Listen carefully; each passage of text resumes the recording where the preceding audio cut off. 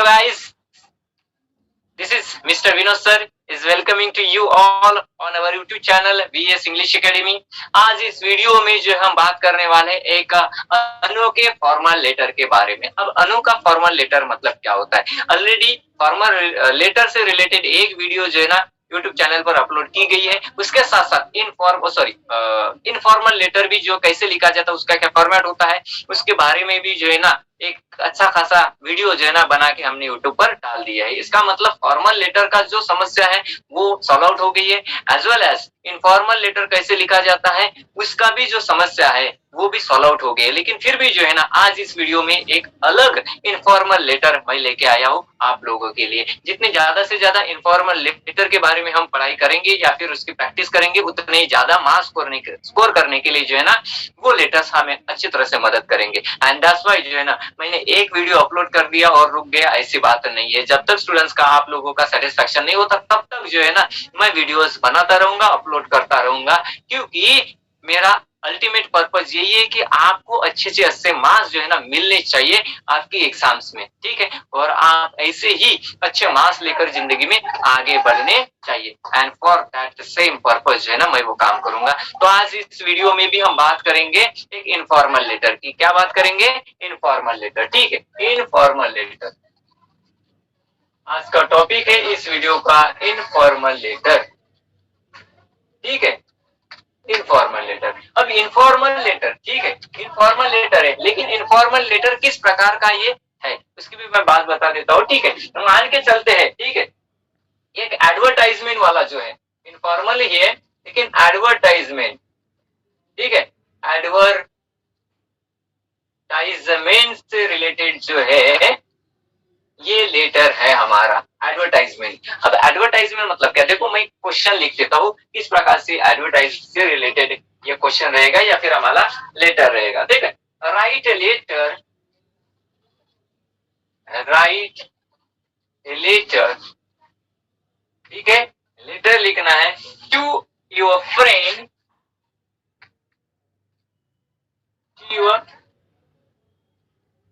अपने दोस्त को, ठीक है, दोस्त को हम लेटर लिख रहे हैं, इसका मतलब जो है ना ये इनफॉर्मल लेटर की कैटेगरी में आ ही गया है, ठीक है। So write letter to your friend telling, उसको बताने के लिए, टेलिंग हिम, या फिर लड़का है तो हिम, लड़की है तो हर, ठीक है, हिम और her about the details, about the details, about the details of the post advertised, details of the post advertised, इसका मतलब क्या हो गया है कि कोई तो भी आपका एक करीबी दोस्त जो है ना एक जॉब के सर्च में है, ठीक है, जॉब ढूंढ रहा है और आपको कहीं एक ऑफिस के बारे में पता चला कि इस ऑफिस में जो है ना इस क्वालिफिकेशन के लिए एक जॉब है, वैकेंसी है, ठीक है। तो उस वैकेंसी के बारे में या फिर जॉब डिटेल्स के बारे में आप अपने दोस्त को एक लेटर लिख रहे हो कि भाई तुम्हें जॉब की आवश्यकता है और मेरे एरिया में जो है ना ऐसे ऐसे ऑफिस में, ऐसे ऐसे कंपनी में, ऐसे ऐसे इंस्टीट्यूशन में जो है ना इस प्रकार की तुम्हें सुटेबल होने वाली, तुम्हारे क्वालिफिकेशन को सूट बैठने वाली जॉब है, तो अगर चाहिए तो आप आकर मिल सकते हो, इंटरव्यू वगैरह दे सकते हो। तो ये जॉब की इंफॉर्मेशन देने के लिए जो है ना हम क्या कर रहे हैं, अपने दोस्त को लेटर लिख रहे हैं। इसीलिए यहाँ पे कहा गया है एडवर्टाइजमेंट, मतलब जॉब से रिलेटेड जो न्यूज़पेपर में आपने एडवर्टाइजमेंट देखी या फिर कहीं पे एक बैनर लगा हुआ था या फिर वहां पे कहीं पोस्टर लगा हुआ था या फिर कोई एडवर्टाइजमेंट का कोई कागज चिपकाया हुआ था, उसको पढ़ के जो है ना आपको याद आ गई आपके दोस्त की, नहीं बाबा इसको तो आवश्यकता है, फाइनेंशियली जो है ना बहुत ही स्ट्रगलिंग कर रहा है, बहुत ही विकट परिस्थिति में फंसा हुआ है, तो उसको बताने के लिए हमें लेटर लिखना है अपने दोस्त को। तो देखो ये है हमारा इनफॉर्मल लेटर। इनफॉर्मल लेटर कैसे लिखा जाता है? सबसे पहले भेजने वाले का पूरा डिटेल आता है जिसको हम सेंडर डिटेल कहते हैं। क्या कहते हैं? सेंडर डिटेल कहते हैं। और ये अपने दोस्त को लेटर लिखना है जिसके कारण ये आता है इनफॉर्मल लेटर के कैटेगरी में। चलो अब देखते हैं कैसे होता है इसका फॉर्मेट और किस प्रकार से लिखा जाता है इस प्रकार का इनफॉर्मल लेटर।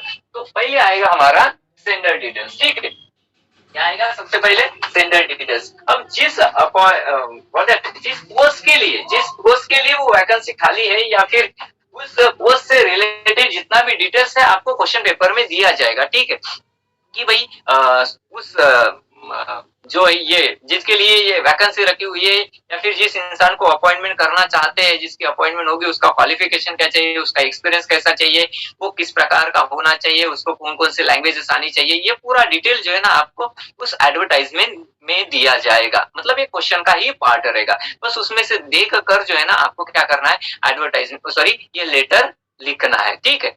मतलब उसका एक्सपीरियंस, उसका क्वालिफिकेशंस, उसके साथ साथ कौन कौन से लैंग्वेजेस का नॉलेज वगैरह वगैरह सारा सब कुछ जो है ना हमारे उस लेटर में आएगा। चलो स्टार्ट करते हैं अपने लेटर को, मान के चलो ठीक है। सबसे पहले आएगा यहाँ पे अपना, देखो लेटर स्टार्ट हो गया है, सी ओके, पहले घर का हमारा एड्रेस, ठीक है, 201 संजीवन सोसाइटी, ठीक है, संजीवन सोसाइटी, संजीवन सोसाइटी, यहाँ पे रहने वाला हूं मैं या फिर हम लोग, ठीक है। अब एपीजे कलाम रोड, एपीजे कलाम रोड, कॉमा बिल्कुल ही नहीं आएगा, ठीक है। पहले के जमाने में वो कॉमा वगैरह दिया जाता था, लेकिन अभी पैटर्न चेंज हो गया जिसके कारण जो है ना कॉमा वगैरह नहीं आएगा, लेकिन अच्छे तरह से लिखना है, एपीजे कलाम रोड, ठीक है,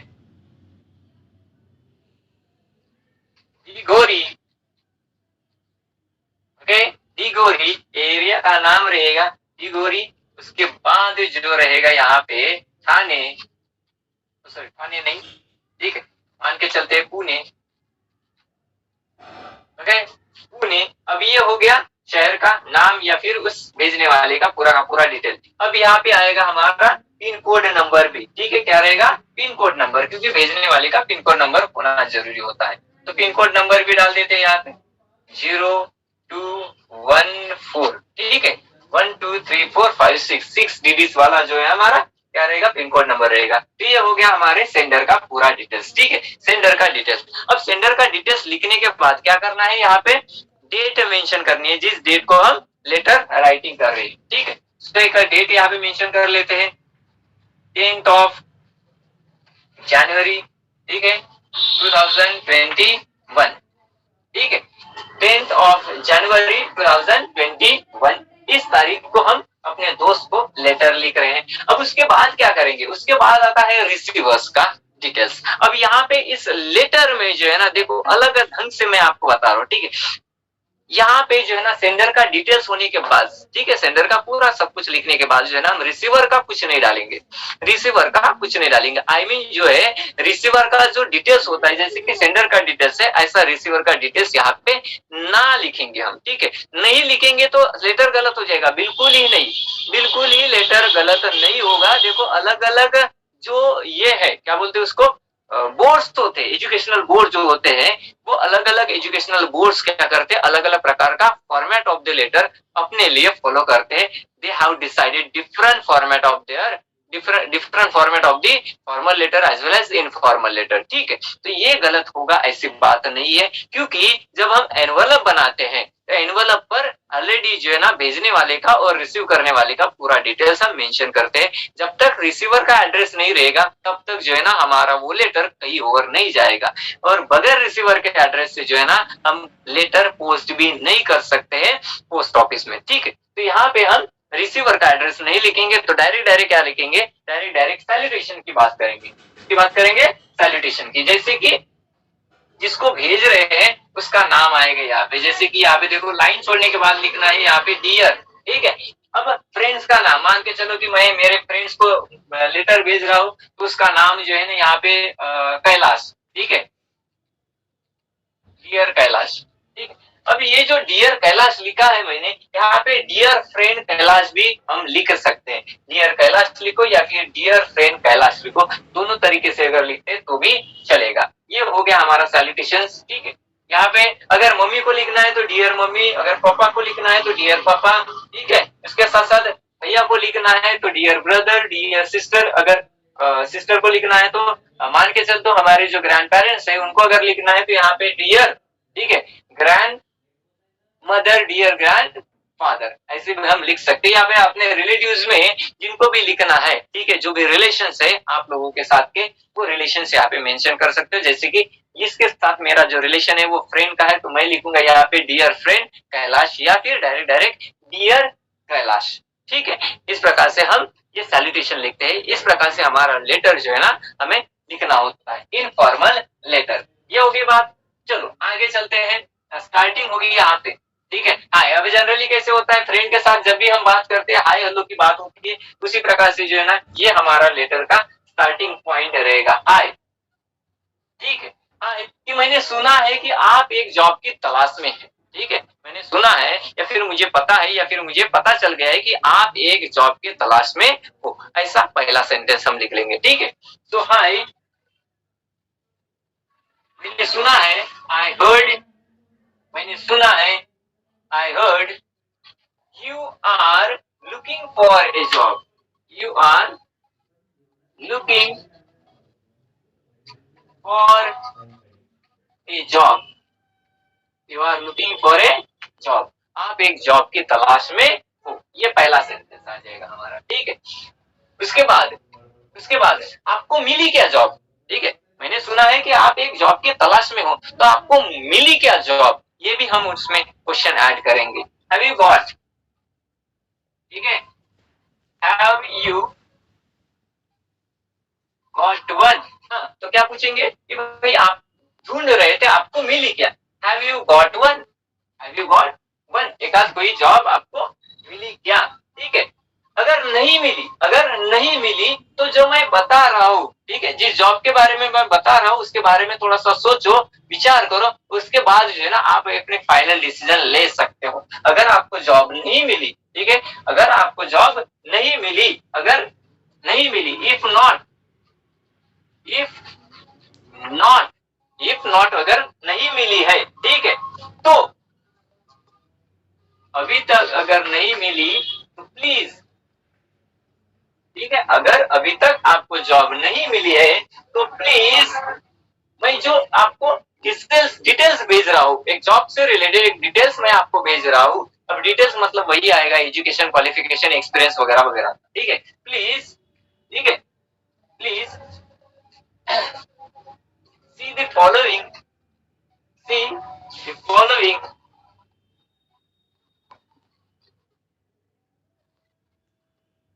see the following details in। अब फॉलोइंग जो डिटेल्स मतलब इस लेटर में जो ऐड कर रहा हूँ वो सारा का सारा बहुत ही अच्छे तरीके से डिस्क्रिप्शन के साथ जो है इस न्यूज़पेपर में इस तारीख को पब्लिश हुआ था। तो वो न्यूज़पेपर, वो तारीख भी जो है ना हम यहाँ पे मेंशन करेंगे, ताकि वो जो स्टूडेंट है वो अच्छी तरह से बारीकी के साथ जो है ना वो पढ़े। Is it clear? चलो, so please see the following details in the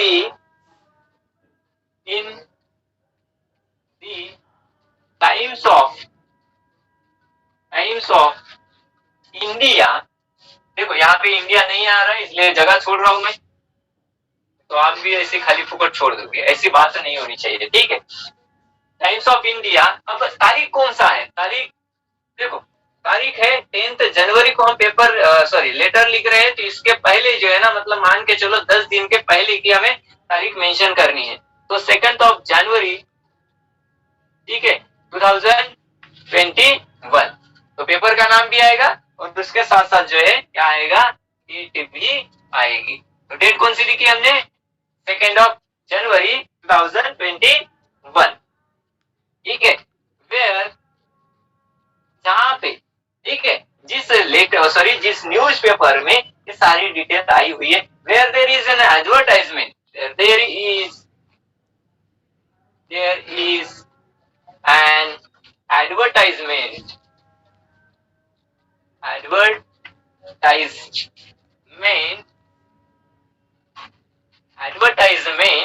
okay, ध्यान देना, बिल्कुल वीडियो को स्किप नहीं करना है, नहीं तो समझ में आएगा नहीं। अच्छा ठीक है, एडवर्टाइजमेंट है, लेकिन कौन से पेज नंबर भी मेंशन करते तो उसको आसानी हो जाएगी वो ढूंढने में, ठीक है। ऑन पेज नंबर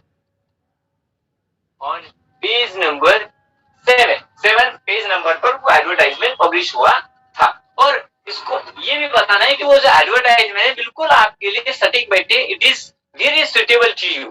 ठीक है, तो लिखेंगे यहाँ पे it is suitable, it is suitable to you, आपके लिए वो सुटेबल जॉब है। देखो इसमें क्या क्या हमने मेंशन किया है कि सबसे पहले जो है ना लिखा है कि मैंने सुना है कि आप एक जॉब के तलाश में हो, आपको मिली क्या? अगर नहीं मिली तो मैं कुछ चीजें आपको मतलब एक जॉब के बारे में सजेशन देना चाहता हूँ, जिसके बारे में जो है ना द टाइम्स ऑफ इंडिया इस न्यूज़पेपर में 2 जनवरी को एक न्यूज आई थी, ठीक, एडवर्टाइजमेंट पब्लिश हुई थी। और वो जो एडवर्टाइजमेंट पब्लिश हुई है उस पेज नंबर भी हमने मेंशन किया है, पेज नंबर 7 है। और ये जो जॉब है आपके लिए बिल्कुल सुटेबल है। तो यहाँ तक ये पहला हमारा पैराग्राफ रहेगा जिसको हम इंट्रोडक्शन कहेंगे। ठीक है, इंट्रोडक्शन कहते हैं। चलते हैं आगे इस लेटर को कंटिन्यू करते हैं। अब सेकंड पैराग्राफ में क्या क्या लिखना है, ठीक है, सेकंड पैराग्राफ यहाँ पे स्टार्ट करना है। ठीक है, अब पूरा वो जो है ना एडवर्टाइजमेंट का डिटेल जो है ना हम यहाँ पे सेकंड पैराग्राफ में मेंशन करेंगे। अब क्या क्या डिटेल्स आएगा इसमें, एजुकेशन क्वालिफिकेशंस, ठीक है, एक्सपीरियंस वगैरह, उनको क्या चाहिए, क्या उनकी डिमांड है उन स्टूडेंट्स के तरफ से, ठीक है, वो सारी चीजें देखो कैसे लिखेंगे हम।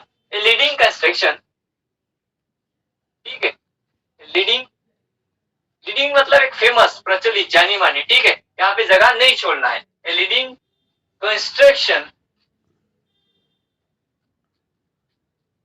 कंस्ट्रक्शन करने वाली जो एजेंसी होती है, बड़ी बड़ी फ्लैट सिस्टम, बड़ी बड़ी स्ट्रक्चर्स, ब्रिज वगैरह वगैरह, रूट्स वगैरह वगैरह, ठीक है, कंस्ट्रक्शन कंपनी रिक्वायर्स, उनको आवश्यकता है, ठीक है, leading construction company requires a computer operator. कौन सी जॉब है? कंप्यूटर ऑपरेट करने की, कंप्यूटर ऑपरेटर, इसके लिए वो जॉब है। तो कंप्यूटर ऑपरेटर, ठीक है, और जो स्टूडेंट्स को अपॉइंट करना चाहते हैं वो कैसे होना चाहिए? ही शी, लड़का हो या लड़की, दोनों के लिए वो जॉब है, ठीक है। ही और शी मस्ट बी, उसके पास MSCIT का डिप्लोमा होना चाहिए, MSCIT। अब कैसे क्या, कंप्यूटर ऑपरेटर की वो पोस्ट है, तो कंप्यूटर ऑपरेटर की अगर पोस्ट है तो कंप्यूटर से रिलेटेड जितने भी 4 इंपॉर्टेंट कोर्सेस है, ठीक है, वो कोर्सेस उनको आना चाहिए, मतलब वो कोर्सेज से रिलेटेड एग्जाम उसने देनी चाहिए, वो सर्टिफिकेट, वो डिप्लोमा उसके पास होने चाहिए, ठीक है। कभी भी देखना, ध्यान रखना है कि कंप्यूटर से रिलेटेड जो भी कोई जॉब हो, ठीक है, जो भी फॉर्मल लेटर में भी हमने लिखा था सिचुएशन वैकेंट, अगर मान के चलो कोई एक कंप्यूटर इंस्टीट्यूशन है और वहां पे किसी एक ऐसे ही कंप्यूटर ऑपरेटर की आवश्यकता है, ठीक है, तो उसमें भी कंप्यूटर से रिलेटेड जितने भी कोर्सेस होते हैं वो इंपॉर्टेंट कोर्सेज के नाम वहां पे मेंशन करना जरूरी होता है। और ये जो होता है MSCIT, ठीक है, MSCIT एक फंडामेंटल कोर्सेस जो बेसिक या फिर इंट्रोडक्शन ऑफ द कंप्यूटर होता है, इस कोर्सेस में सिखाया जाता है, इस कोर्स में सिखाया जाता है, ठीक है। इसलिए जो बिल्कुल रिलेट करते हैं ऐसे कोर्सेस वहां पे मेंशन करना जरूरी है, जैसे कि ही और शी मस्ट, ठीक है, MSCIT, ठीक है, sorry must MSCIT, must be MSCIT, okay, ऐसे होना चाहिए, सॉरी MSCIT, ठीक है, यहां तक हो गया। अब उसके सामने चलते हैं, अभी अब ये तो कोर्स हो गया, ठीक है, अब उसको एक्सपीरियंस भी होना चाहिए ना, हैविंग, ठीक है, MSCIT having experience,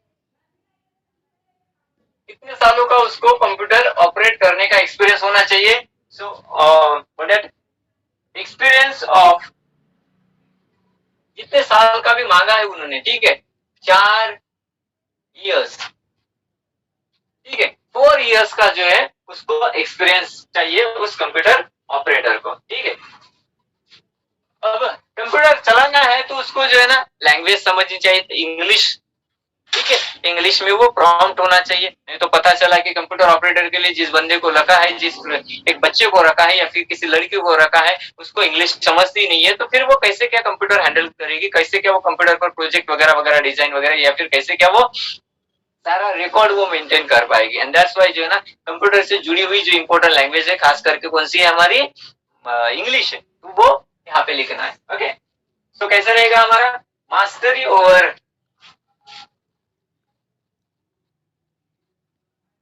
mastery over कौन से लैंग्वेज पर मास्टरी होनी चाहिए? इंग्लिश, ठीक है, इंग्लिश एंड, ठीक है। अब मराठी भी चाहिए ना, क्योंकि कुछ चीजें ऐसी होती है जो मराठी में टाइप करनी होती है। So English and Marathi, Marathi respectively,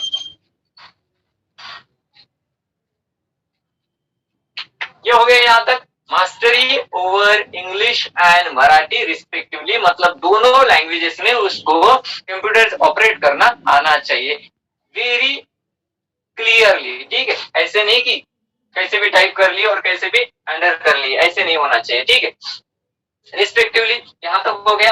अब ये हो गया सेकंड पैराग्राफ। और थर्ड पैराग्राफ में हम क्या करेंगे? थर्ड पैराग्राफ में जो है ना, उस कंपनी का थोड़ा सा विश्लेषण करेंगे, मतलब ये जो कंपनी है कहाँ पे है, कैसे है, वगैरह वगैरह वगैरह वगैरह, ठीक है। तो देखो थर्ड पैराग्राफ, इफ यू, ठीक है, इफ यू,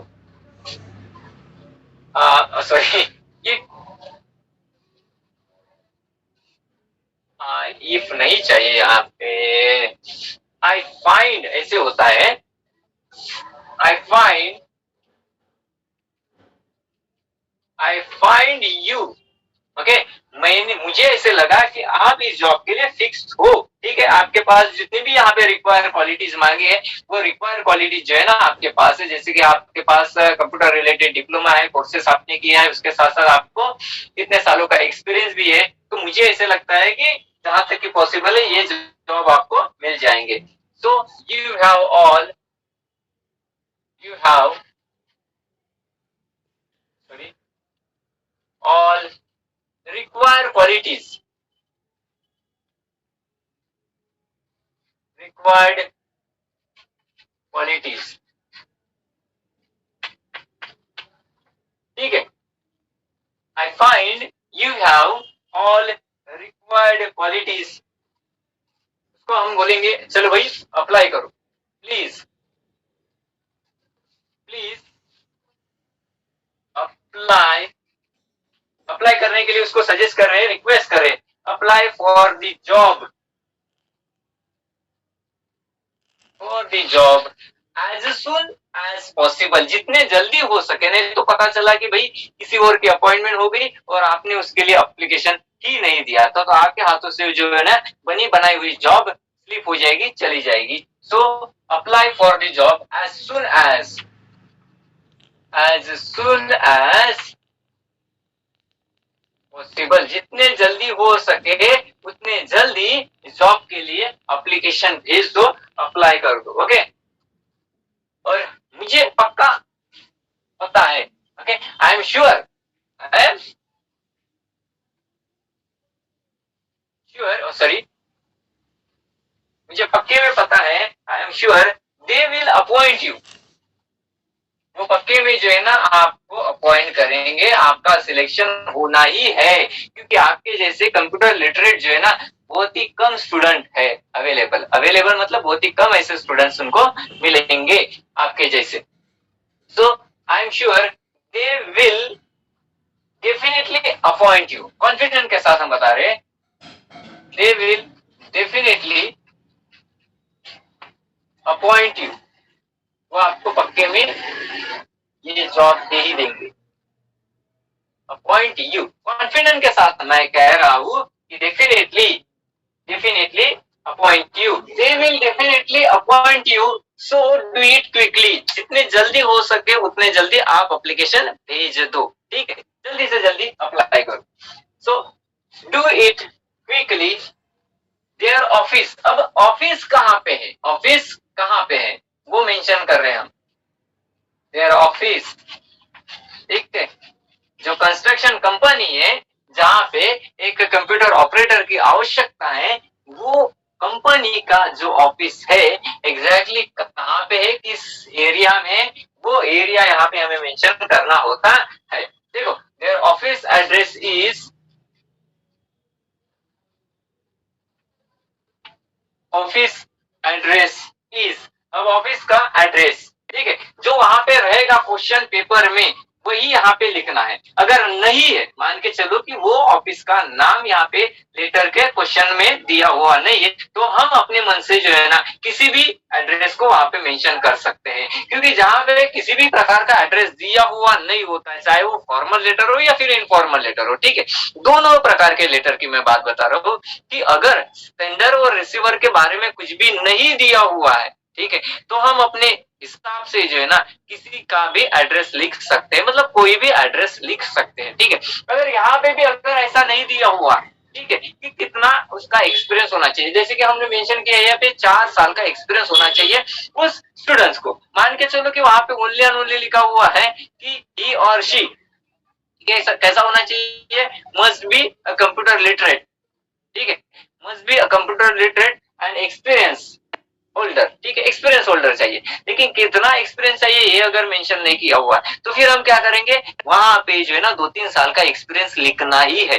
अगर वहां पे दिया हुआ नहीं है, क्वेश्चन में नहीं मांगा है एक्सपीरियंस, ठीक है, इतने साल का होना चाहिए, लेकिन कहा है कि एक्सपीरियंस होल्डर होना चाहिए, लेकिन कितने साल का, it is not mention clearly in that question paper, तो फिर हम क्या करेंगे, कहीं ना कहीं 3-4 साल का एक्सपीरियंस लिखना ही लिखना है। तो इसकी वजह से क्या होता है, कहीं पे भी अगर अपॉइंटमेंट करना है तो सबसे पहले प्रेफरेंस किसको दिया जाता है, जिसके पास एक्सपीरियंस है उस काम का, उस जॉब का, उसको पहले अपॉइंट किया जाता है। इसीलिए यहाँ पे अगर एक्सपीरियंस नहीं दिया हुआ है तो हमें मेंशन करना है, अगर नहीं दिया होता तो भी हम यहाँ पे मेंशन करते हैं 3 साल का, 2 साल का, 4 साल का, ऐसे एक्सपीरियंस लिखना है, ठीक है। तो सामने चलते हैं, सो do it quickly, their office address is, चलो देखो यहाँ पे मैं एक ऑफिस का एड्रेस लिखता हूँ, ठीक है। जो कंपनी है कंस्ट्रक्शन कंपनी, उसका नाम है गैलेक्सी, ठीक है, गैलेक्सी कंस्ट्रक्शन, क्या नाम है उसका, गैलेक्सी कंस्ट्रक्शन, गैलेक्सी कंस्ट्रक्शन, उसके बाद कॉमा आएगा, ये हो गया कंस्ट्रक्शन कंपनी का नाम। उसके बाद उसका क्या बोलेंगे, एरिया लिखेंगे, एरिया लिखेंगे यहाँ पे, ठीक है, पारडी, ठीक है, पारडी, और उसका हेड ऑफिस कहाँ पे है, नागपुर,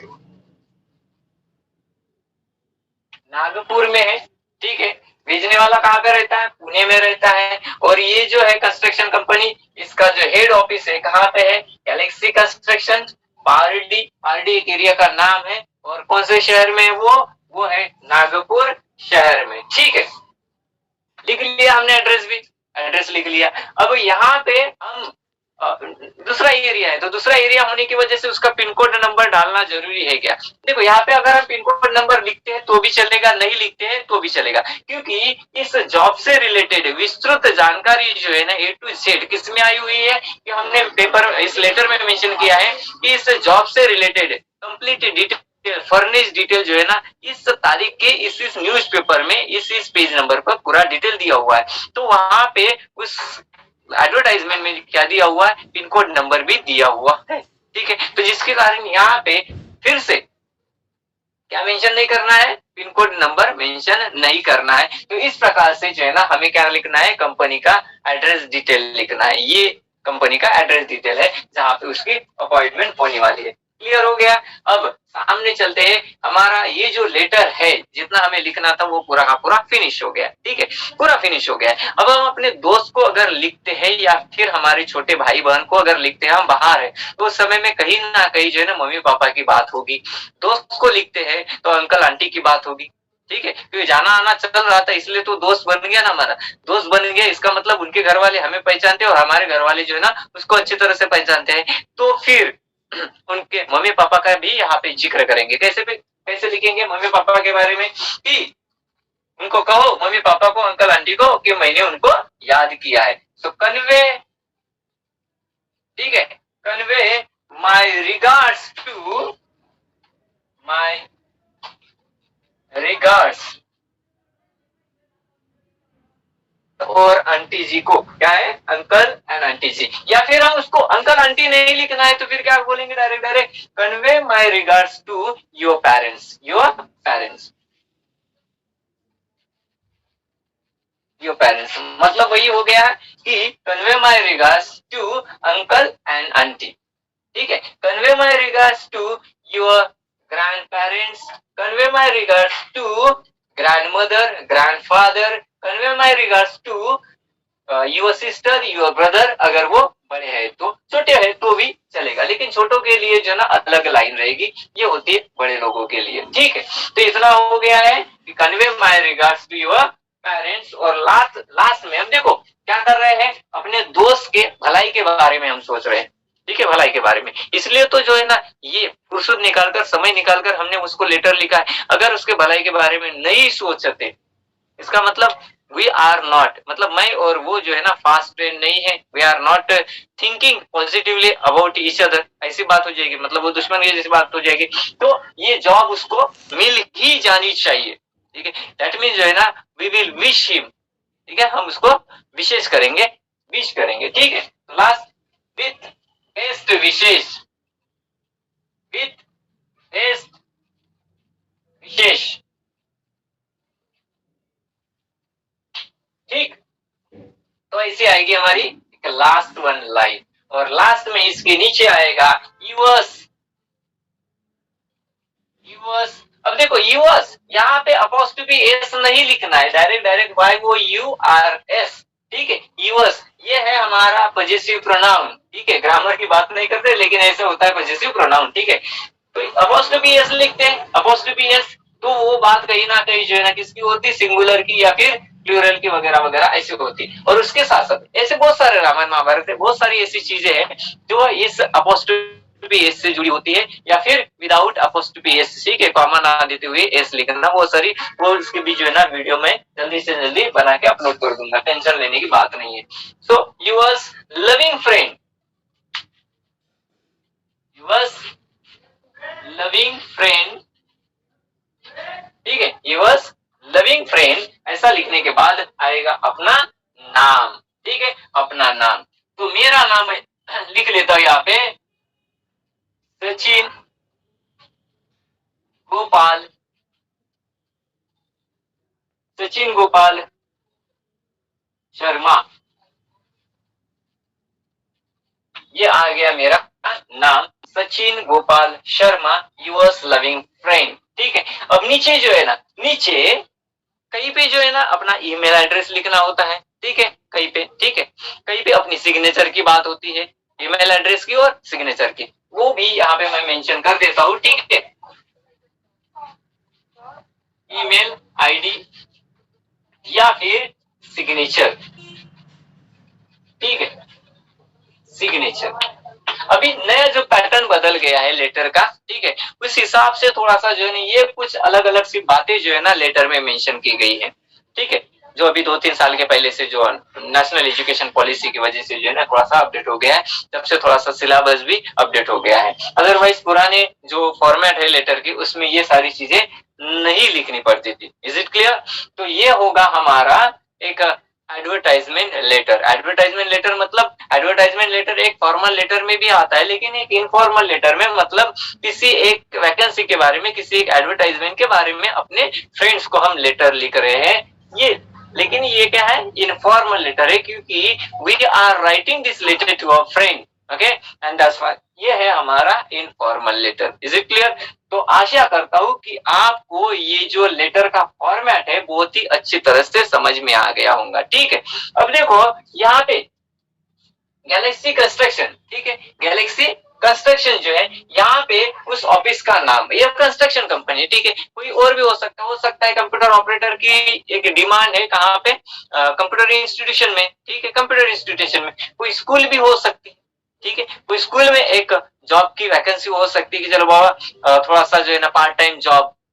इज इट क्लियर? कोई भी, तो उसका ऑफिस का जो है नाम यहाँ पे मेंशन करना होता है, और साथ में क्या आएगा, क्वालिफिकेशन आएगा, साथ में एक्सपीरियंस आएगा, ठीक है। ये 2-3 चीजें जो है ना हमें मेंशन करनी है। कौन कौन सी? The most important things which we have to mention here in such type of informal letter. The first one, education, ठीक है, अगर वो जॉब वैकेंसी से रिलेटेड है तो education, then experience, and the third one that is the languages, ठीक है, which are important. जो यहाँ पे हमने मेंशन किए हैं इंग्लिश और मराठी, दोनों में वो जो स्टूडेंट है जिसकी अपॉइंटमेंट की जाएगी कंप्यूटर ऑपरेटर के तौर पर, वो फ्लुएंट होना चाहिए। फ्लुएंट होना चाहिए मतलब ही कंप्यूटर ऑपरेट करते समय या फिर कंप्यूटर पर अगर कोई मराठी का डाटा हमें टाइप करना है या फिर मराठी में कोई अगर रिकॉर्ड मेंटेन करना है तो उसको आना चाहिए। और साथ में कंप्यूटर ये ऐसी मशीन है जहाँ पे इंग्लिश का ज्यादातर यूज किया जाता है, ज्यादातर मतलब वो इंग्लिश में ही होती है, ठीक है। तो जिसके कारण जो है ना इंग्लिश भी उसको आनी चाहिए, समझनी चाहिए, टाइपिंग उसको करनी आनी चाहिए। और बाकी जो अदर सेटिंग्स वगैरह होती है कंप्यूटर से रिलेटेड जितने भी काम काज है छोटे मोटे, वो सब कुछ उसको आने चाहिए। तो ऐसी ये एडवर्टाइजमेंट हमने यहाँ पे इस वीडियो के माध्यम से बनाना सीख ली है, ठीक है। तो अगर आप हमारे चैनल पर नए हो तो चैनल को सब्सक्राइब करो, वीडियोस को लाइक करो, दोस्तों के साथ शेयर करो। हर एक दोस्त के पास ये वीडियो जाना चाहिए ताकि उनको भी समझे कि कैसा ये लेटर लिखा जाता है, इसका फॉर्मेट क्या होता है।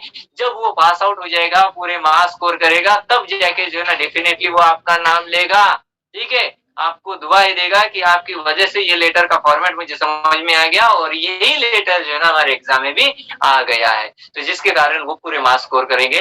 और बगल में जो बेल आइकन है उसको दबाना भी ना भूलना, क्योंकि जैसे ही नए टॉपिक से रिलेटेड यूट्यूब पर हम वीडियो अपलोड करेंगे तो उसका नोटिफिकेशन आपके मोबाइल पर जल्दी ही मिल जाएगा। और हाँ, किसी टॉपिक से रिलेटेड अगर किसी भी प्रकार की समस्या है तो आप हमें कमेंट करना ना भूलना। और उसके साथ साथ ये वीडियो लेक्चर कैसा लगा उसके बारे में भी कमेंट करना ना भूलना। Okay, so wishing you all the best. मिलते हैं अगले वीडियो में कुछ अलग अंदाज के साथ, अलग टॉपिक के साथ, ठीक है। तब तक के लिए अपना ख्याल रखो, अपने तबीयत का ख्याल रखो, अपने घर के लोगों का ख्याल रखो, पढ़ाई अच्छी तरह से करो और take care of yourself.